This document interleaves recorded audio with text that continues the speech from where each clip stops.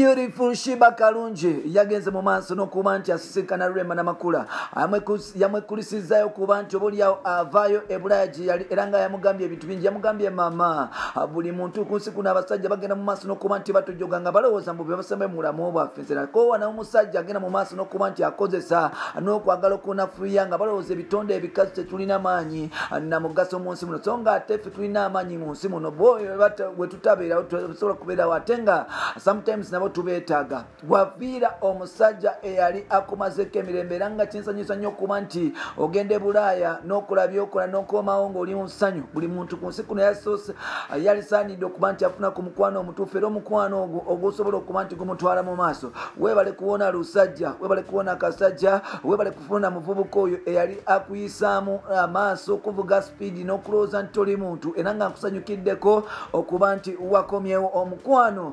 Genda mu maaso n'okuba nti ogumansa era nga abantu abatakwagaliza kuba nti obikola genda mu maaso n'okuba nti obalumya. Nkulaba oli mu nnyonyi, nkulaba n'ebifaananyi n'essebunya mwekuba, nkulaba weeteeza otambula wano nawali, nkugambye nafunye essanyu bwe nakulabye nga ogenda mu maaso n'okufuna essanyu erisinga. Bantu bangi abasajja abali abalowooza nti bwe batuviira mu bulamu bwaffe tulina kubonaabona, so nga ate sometimes baba batuyambye okuba nti oboolyawo tufuna decision ey'akabi. Nkwebaza Rema olw'okuba nti oli mukazi mukozi, oli mukazi wagonjebwa, oli mukazi atuukiridde, oli mukazi oli ali focus n'omukazi amanyi kyayagala. Buli lwenkulawo inspiringa nnyo ebintu bingi era nga omukwano gwo ne Dr. Musa gugenda mu maaso n'okuba nti gunsikiriza. Osanga nange ndiddamu n'ensonyiwa abasajja kubanga nze abasajja baali bantama bagenda mu maaso n'okuba nti batukozesa n'okutufuula abasiru ebbanga lyonna. Mukama yasobola okuba nti atusitula Rema. Tosobola kugumiikiriza musajja agenda kuyisa mu maaso n'agenda kubonyaabonya era nga nze bwe ndaba essanyu lyo ng'oli Dubai oli mu nnyonyi weeyagala ali essanyu lyange. Ebyo bigambo bya Shiba tukwaniriza ku mukutu gaffe y'omuganzi ogumanyikiddwa nga Uganda Mukamuli amenya n'eddoboozi wa Ntambi Jimso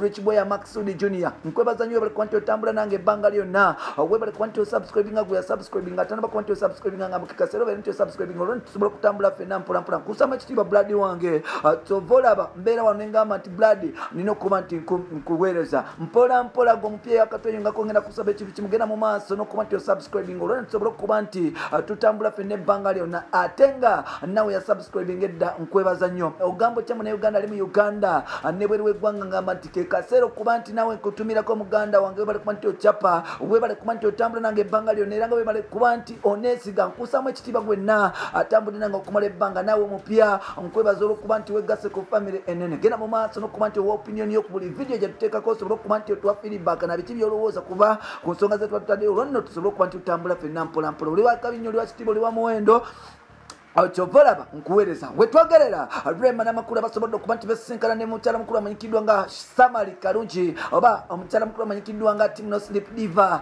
Queen Kama, Bad Girl Shiba, Uganda's Rihanna.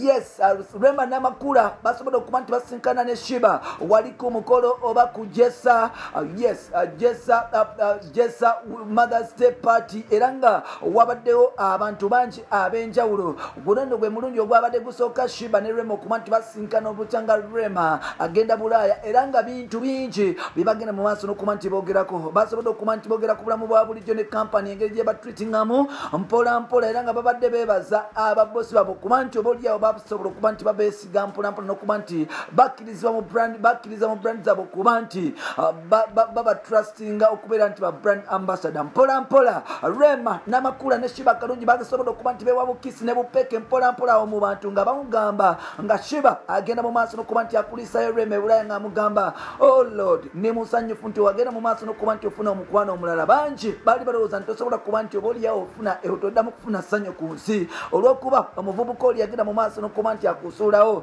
wabonaabona wakaba nga amaziga nga nkuwulira naye ate kyasanyu nnyo okuba nti nkulaba ennaku zino oli mu ssanyu eritagambika, osobola n'okuba nti oli nnyonyi, osobola okukola ebintu eby'enjawulo. Rema njagala omanye nti nkwagala nnyo era njagala omanye nti tokkiriza omusajja alina kuba nti akujoga. Zeddi wano nkyali single because nange nkyanonya omusajja yasobola okuba nti antegeera n'okusobola okuba nti anzikirizamu kubanga abasajja b'ennaku zino bafuuka bayuza akukwatakwatako n'akukwatakwata munagamba wakyaliwe nga bwe yakukutte mu lumana nga akusuulawo nofuuka emboozi mu bakyalibe. Bambi osanyusiza nti osobola okufuna nti owangula omusajja oyo asobola okuba nti akukirizamu n'okwagala n'okutwala n'okukolera buli kimu ku bintu bye. Bampita Ntambi Jimso Rich Boy Maxudi Junior weebale kuba nti otambula ggwanga lange Brad wange twegweko mu next episode mpola mpola.